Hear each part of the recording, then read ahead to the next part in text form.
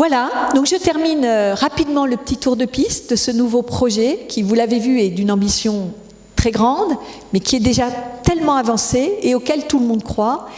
Et nous nous appuierons aussi, et je vais lui laisser la parole, sur le réseau des alumni, donc avec Jean-Claude Puerto, qui est donc PDG de la société UCAR, et qui va nous dire quelques mots au nom des 64 000 membres de l'ADI sur ce projet. Merci Isabelle. Écoutez, nous les alumni, on est irréversiblement engagés avec l'école et ses résultats. Alors, on a un actif qui s'appelle le diplôme. Évidemment, on aimerait, comme le cours de bourse, le voir monter. On est moins content s'il descend.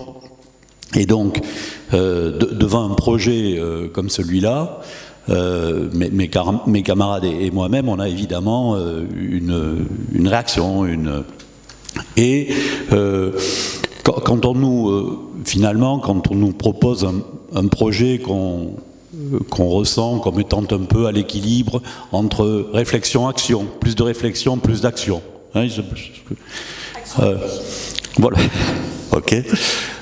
Ça nous va bien parce qu'on s'y retrouve. Moi j'étais dans le premier bataillon, pas tout à fait la première promo, mais la troisième. Et c'était vraiment ce qui nous a amené dans cette... Quand José Soubiran a lancé l'école, c'est vraiment ce qui nous a attirés là. On n'était pas une sous-subdeco, on était sur d'autres critères. On était sur d'autres critères et à peu près basé là-dessus. On avait beaucoup de conférences de méthode, on avait un peu le projet qu'Isabelle a décrit. Et donc, on a eu une réaction extrêmement favorable, pour ne pas dire enthousiaste, au projet qu'Isabelle vient de vous présenter. Donc sur le projet, on est extrêmement supportive.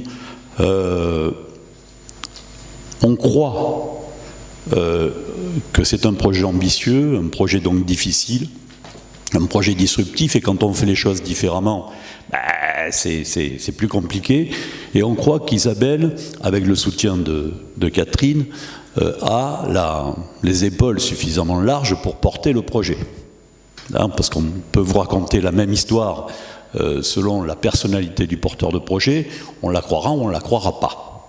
Hein, donc nous on croit au projet avec enthousiasme et on croit aux porteurs de projet.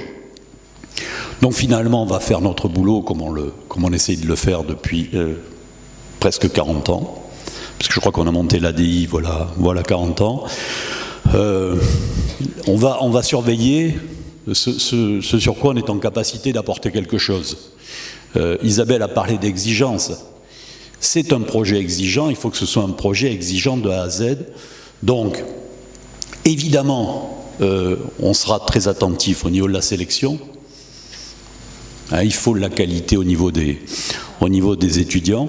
Et donc, on sera dans le recrutement des étudiants présents pour donner notre avis. Et il y a peut-être des étudiants qui pourraient être agréés sans nous et qu'ils ne seraient pas avec nous.